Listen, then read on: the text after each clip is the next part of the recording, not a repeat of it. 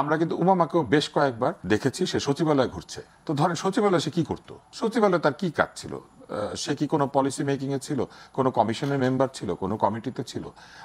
তাহলে সে সচিবালয়ে ঘোরাঘুরি করছে এরকম ছবি কিন্তু একাধিকবার এসেছে। যখন সচিবালয়ে কোনো বাহিনী ঢুকে নাই, মানে একা সে ঘুরে বেড়াচ্ছে, এরকম ছবি এসেছে, আমি ফেসবুকে দেখেছি, ইন্টারনেটেও বিভিন্ন জায়গায় দেখেছি। তার মানে সে তখন ওইখানে কি করছিল? এই তদবির, এই বিষয়গুলি শুরু হয়েছিল। আপনি দেখেন স্বাস্থ্য উপদেষ্টা 3 জনকে ব্যক্তিগত ভৃত্য কোটায় নিয়োগ দিয়েছিলেন। এটা আসলে ব্যক্তিগত সহকারী বলে, কিন্তু আমি এদেরকে ব্যক্তিগত ভৃত্যই বলি। তো সেখানে 3 জন লেগেছিল তার। তিন জনকে নিয়োগ দিয়ে 2 জনের বিরুদ্ধে দুর্নীতির অভিযোগ, সেই দুর্নীতির বিচার টিচার হয় না। এটা যখন ঘটলো, 3 জনকে নিয়োগ দিল, তখন তো কেউ প্রতিবাদ করে নাই। তখন তো আব্দুল্লাহ সাহেব বলেন নাই যে আপনি কিন্তু উল্টাপাল্টা করলে আপনার বেতন ফেরত দিয়ে চলে যাইতে হবে। এখন ধরেন এটা যদি হয়, বেতন ফেরত দিয়ে স্বাস্থ্য উপদেষ্টা চলে যাচ্ছেন, তাহলে কালকে আরো কয়েকজনকে এরকম বেতন ফেরত দিয়ে চলে যাইতে হবে। এখন বেতন ফেরত দেওয়ার প্রশ্ন যদি উঠে, তাহলে আরো প্রশ্ন উঠবে। আজকে তারা বলছেন যে এই সরকার তাদের ঠিক মন মতো চলছে না। অন্তর্বর্তী সরকারের কি তাদের মন মতো চলার কথা, নাকি গোটা জাতির প্রত্যাশাকে পূরণ করার জন্য চেষ্টা করার কথা?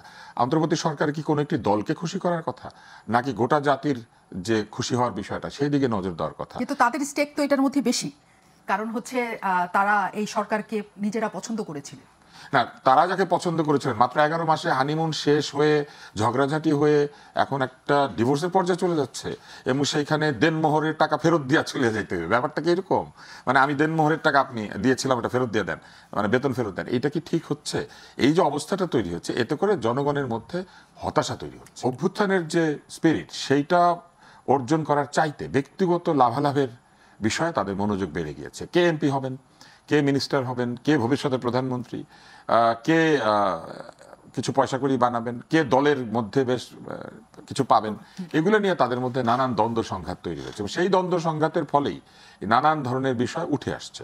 যেমন দেখেন, এই বৈষম্য বিরোধী ছাত্র আন্দোলন নিয়ে আপনি যে কথাটি বললেন, এটা প্রথমে একবার বিলুপ্ত করে দিতে চেয়েছিল, তারপর আবার সেটা রেখেছিল, সেইখানে মুখপাত্র হিসেবে উমামাকে রেখেছিল। একদল তাদের মধ্যে থেকে অভিযোগ করলেন যে উমামা নাকি ঠিক জোর করে এই আসনটা নিয়েছে, সে নাকি মানুষজনকে ঠিক এক ধরনের ইমোশনালি ইয়ে করে, তাদেরকে ব্ল্যাকমেল শব্দটা ব্যবহার করতে চায় না, মানে ইমোশনালি অ্যাপিল জানিয়ে সে ওই জায়গাতে গিয়ে মুখপাত্র হিসেবে বসে পড়েছিল।